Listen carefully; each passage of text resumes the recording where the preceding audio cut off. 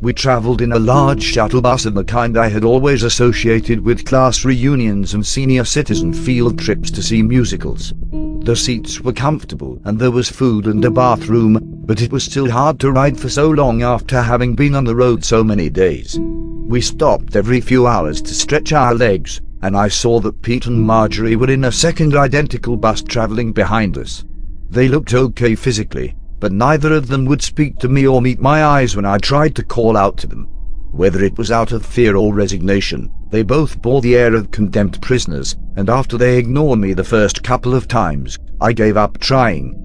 I was mildly surprised that I wasn't scared or worried about myself or them, but as time went on and the road unspooled before us, I felt the last remnants of my old self-doubt and fear falling away. It reminded me of watching a butterfly or moth shaking off the detritus of the cocoon before taking flight. I didn't know if a moth remembered life before the cocoon, but if it did, I imagined it grew dimmer with each passing night. The people on the bus with me were friendly enough, but they left me alone other than to occasionally ask if I needed anything. I only drank and ate a little, and when I slept, it was only for a half hour or so at a time. Still, I didn't feel sleepy or especially tired. Just tired of riding and waiting and riding. I was ready to reach Wizard's Folly and the gargoyle that lay at its heart. By dusk the following night we were there. I had held off asking any more questions during the trip, and I found myself regretting it now. I had no real idea what I was walking into. For all I knew, these people were part of some dangerous cult and were going to torture and kill all of us. It seemed I wasn't past all fear or all doubts after all. But they paled next to my drive to see for myself. My desire to enter the house and get rid of this terrible longing that had taken over my heart in the last few days. So I left the bus with the rest of them. We had been driven right up to the front door of the house by some route we hadn't seen during our prior visit, and when the expectant crowd parted the way for me, I stepped forward and opened the door. Inside was dark and cool, but not pitch black. There were electric lamps and candles at various spots, perforating the shadows enough to give a rough geography of the hall I was entering and its adjoining rooms. I felt no need to explore or wander once I was inside. The house was clean and well furnished, as well as impressively decorated in a strange Gothic style, but none of that was why I had come. I came to meet my father. The thought had occurred to me as I travelled past the sweeping staircase going up into the upper floors and around the corner to a smaller hallway that led to a small black door at its terminus. I opened the door and began my journey down the winding stone steps into the basement and sub-basement beyond. All of this was done without hesitation, because as with so many things now, I just knew the truth of them as they came to me. I reached the primary ritual room, the centerpiece of which was the large pit that had once contained so much death and decay. It was empty now, but I could still feel the energy radiating from it. This pit had been my womb, and I felt some connection to it. I looked around the room, my eyes adjusting to the darkness. Sitting in the corner was a small, hunched man, or something that resembled a man. I wasn't afraid, but I still approached cautiously, as I could feel great power coming from him as well. Father. I didn't know why I said the word except that it was right and true. The figure stirred from some kind of slumber, grey rimy eyes studying me for a moment before gleaming with recognition. Vesper? Is that you? I nodded slowly, almost gingerly, as I sat down near him. I think so. My name is Phil, but I think it's also Vesper. The man smiled, the crisscross of age lines making the expression seem more like a wound across old leather. Phil is just your name this time. The name of your outward self. Before you were Dora, you were Stephen. And perhaps more I never knew. His eyes narrowed. I thought I dreamed of you coming here before. Did you come here before? Yes, and my wife, Marjorie. Her brother, Pete. They brought me, but we didn't come inside the house. I never came down here. I didn't remember enough. I felt a slight shame at admitting the last, but the old man patted my shoulder. No shame in that. They are old and crafty. I suspect they knew just what to say to confuse you, get you back away from here without me waking up. I jerked back at that. Old and crafty. Marjorie? I don't understand. The man sighed. I know, and I hate it had to be this way for so long. Let me explain. Hell is a real place. As real as this onion, more real, I suppose. It is one of the chief realms that encircle this world, and an infinite number like them.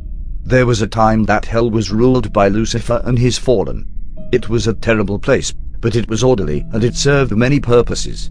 A key cog in the machinery of creation, if you will. But then Lucifer was destroyed and hell began to change. The fallen angels and other infernal demons that were left no longer controlled things, and they found themselves hunted to the edge of extinction, for the new ruler of hell, the hunter, was all but immune to their infernal magics and diabolical snares. With no way of fighting back, they ran. The weaker ones hid in the shadows of the new hell, eking out a meager existence while waiting for their turn to come as the hunter's prey. The stronger ones fled to other realms and worlds like this one. Over the years, some formed communities like the one you visited in Brimley.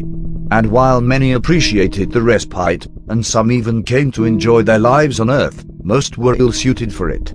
They felt a yearning to return to hell not that different than what pulled you to the very place you sit right now. So they began to work and scheme. They enlisted the aid of numerous human agents and practitioners of the black arts, and over several centuries they devised a plan.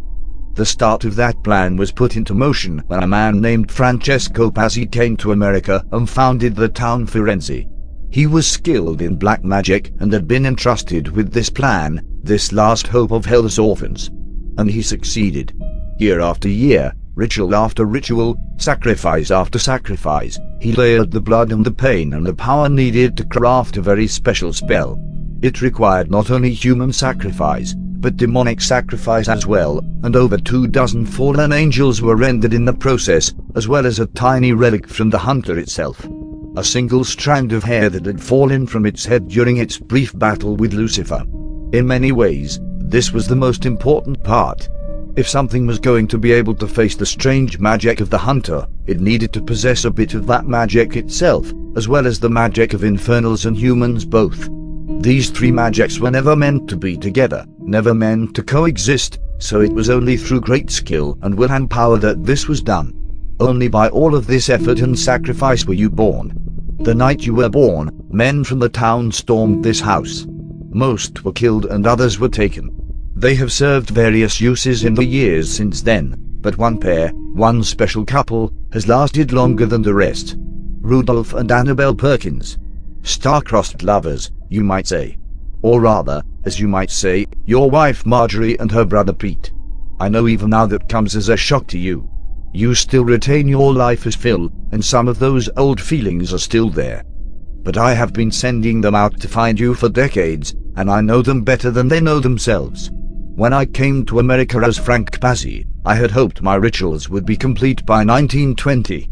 That I would gain vast power in this world and, when I eventually was forced into hell, I would be lauded as a hero and given a place of privilege in the new infernal court. Then that fucking whore Annabelle and her stuck-up husband came to town. I had hoped that taking her would send him packing, but instead he riled the townsfolk up when you were fresh to life, and I was weak from your creation. In the chaos of that night, you somehow slipped away. I had taken them as prizes, but I had to disappear for a time while I searched for you. By the time I found you a few years later, you were living as a young girl named Dora Wilker outside of Omaha, Nebraska. From what I could learn, you had just shown up in town as a young woman and started living life like everything was normal. No memory of what you really were or that you hadn't existed 5 years earlier. My first instinct had been to try to force you to remember, try to make you come with me. Then I realized how foolish and arrogant I was being. I was dealing with something new, something I didn't understand, that no one understood. So I decided to trust you and let you find your own way, develop the human side of your nature and grow in strength until you were ready. For years I watched you while cultivating more money and power as Wilson Tattersall. I bought my own house, my own property, and I waited. I had a feeling we would need this place of power again, and I was right. When Dora was in her 40s, she started getting sick. I kept close tabs on you at all times back then, and I knew that the doctors you had seen had no idea what was wrong. Desperate, I sent 2 of my servants out to push you in this direction, hoping I could help you without disturbing your development. Those servants were Marjorie and Pete. Except they didn't call themselves that, or Annabelle and Rudolph. Back then they were Tess and Johnny, a married couple that butted up to you and your husband for months before springing a surprise trip on you. A surprise trip to an exclusive new amusement park that had just opened up in California. I had waited for months for your arrival, making use of the guests we had in my own small ways, but all with the end goal of seeing you walk through those gates. Because without you, all of it was for naught. I had started to lose hope. I felt that my bindings on Tess and Johnny were strong enough that they couldn't betray me, but I also felt sure by that point that you needed to come of your own free will for any of this to truly work.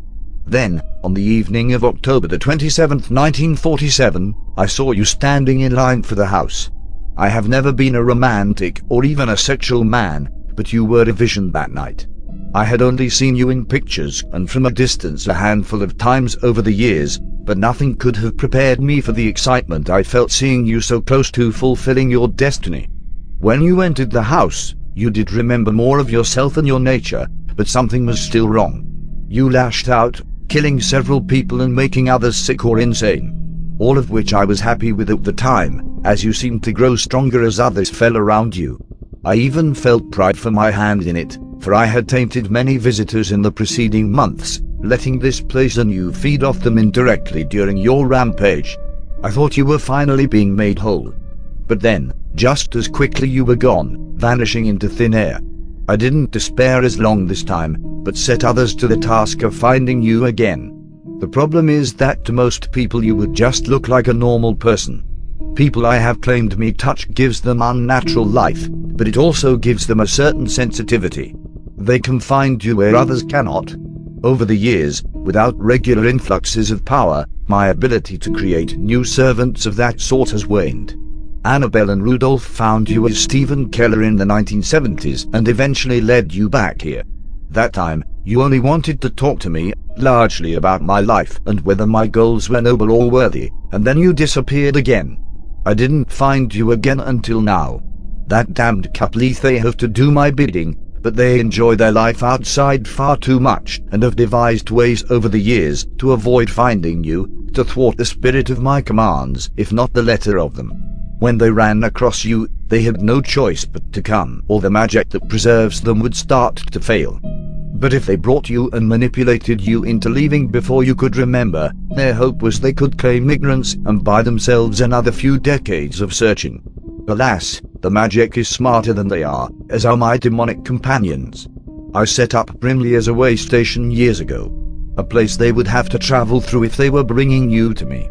An independent check, if you will, to help keep them honest or stop them if they decided they didn't want the ride to end. It served its purpose in the end, and they'll be dealt with for their treachery, if you can call their disloyalty to me treason in the first place.